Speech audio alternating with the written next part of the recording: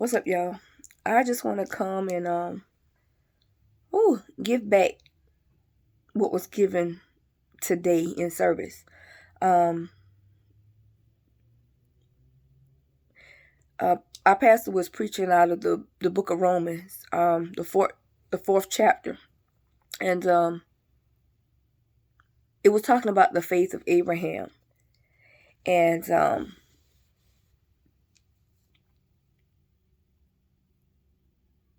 in this text, the apostle Paul is having to challenge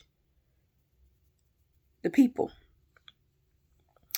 And so the most costly thing you can be is real.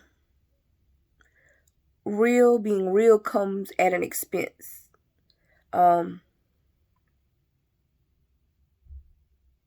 Being and that expense is exposure. And sometimes we hate the expense of exposure. But being real, being honest, being transparent is one of the most rewarding things that you can be.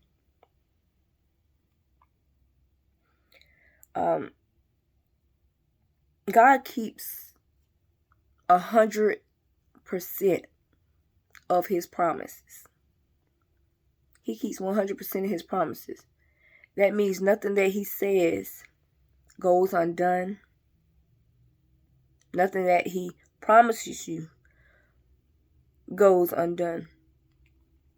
And so when we sometimes think that God speaks certain things over us, or we say God wants to give us certain things, or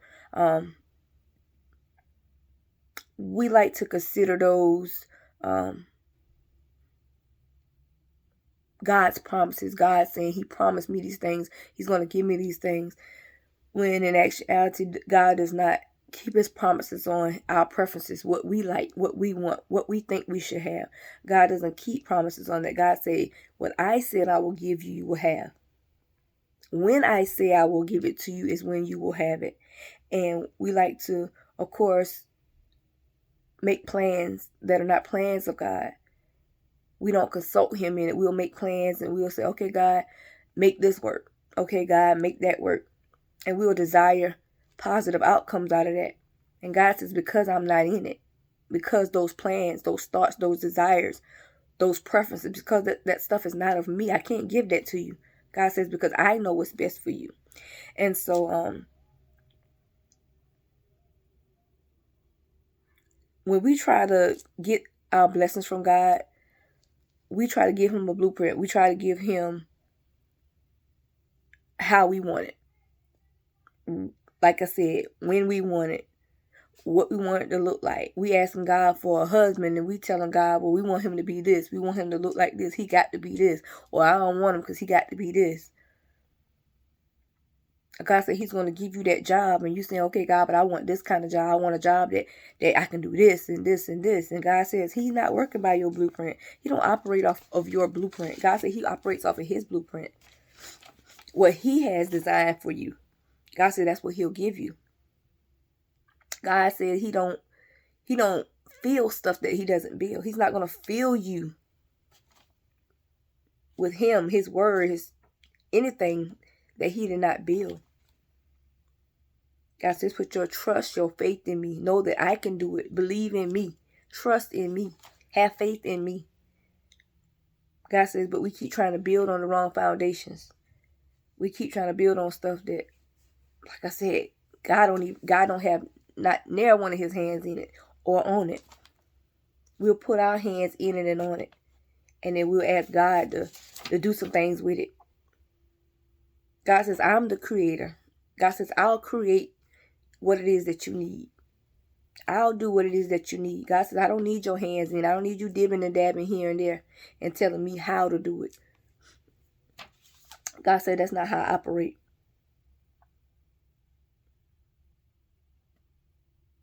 God says, when whatever you are doing that I have called you to do, God says, stay in it. God says, stay in it. The things God wants to give you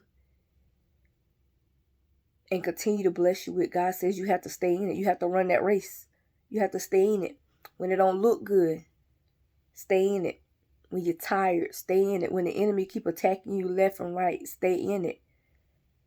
God said when your family ain't with you, stay in it. God says when people are against you, stay in it.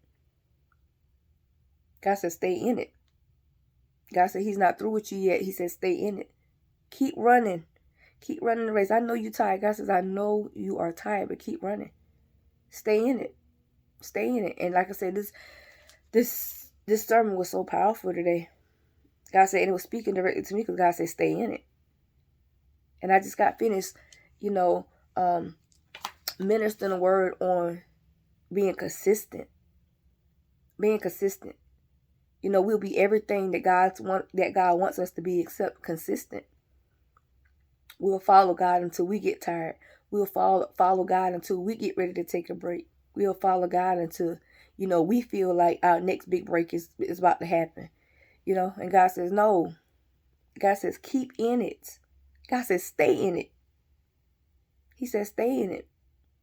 Stay in it. Stay in my word. God says, when you're tired, stay in my word. He said, when you lost and you can't really figure out, which way to go, stay in me. Stay in it. God says, because what he have called you to do, nobody else can do it. Nobody else can do it. I remember I've always known what God told me to do I've known what he told me to do for a long, long time. But I had, I was in a state sometimes of comparing myself to not, being to a certain caliber as others that I desired to be. And God says, you can't desire to be somebody I didn't call you to be. God says, I called you to do what you do. God says, because what I called you to do, nobody else can do it. He said, what I have called over your life, nobody else can do what I have called you to do. Nobody gonna be able to do it like you. Yes, y'all might be in the same field. Y'all might be doing the same thing. Y'all might be ministering the same words. But God says, you are not them. God says, what I gave you is totally different. And so that blessed me. God said, stay in it. Because at some points I was feeling like, okay, I'm in this. God's giving this to me. But I'm lacking some of the things of this. God says, that ain't what you need to focus on. God said, that's not what you need to focus on, what you don't have. God said, because I have given you everything that you need. He said, what I have given you, nobody else can do it. Nobody else is fit for the job. He said, it's yours. He said, so stop comparing yourself to what others look like. God says, well, what they have, what they operate in is not what you are gifted, what you are given to operate in. God says, stay in it. He says, stay in it. When it looks like you're not even sure anymore. God says, stay in it. God says, when it looks like you're not even going to get to where you desire to be, God says, stay in it. God says, stay in it. God says, believe it until you become it. God says, as long as you believe in what I say and call over your life, he said, you will become just as I call you to be. You will become just who you desire to be. God says, stay in me. He says, stay in me. Like I said, y'all, it really blessed me. It really blessed me because no matter what the enemy tries to do to disrupt what God has given you, it won't work. God says many times as you get knocked down, you get back up. God says you got to have the faith to fall to get back up. You have to have the faith to fall and get back up. God says falling is not a death sentence. God says falling is not a curse. God says falling is a part of my plan. God says as long as you get back up and stay in it. run your race. As long as you have to run your race. God said you might have to run it a year, 5 years, 10 years. God says run your race, because at the end of your race, you're going to receive double portion. You're going to receive everything that I have for you. You're going to receive it tenfold. God says stay in it. Stay in it.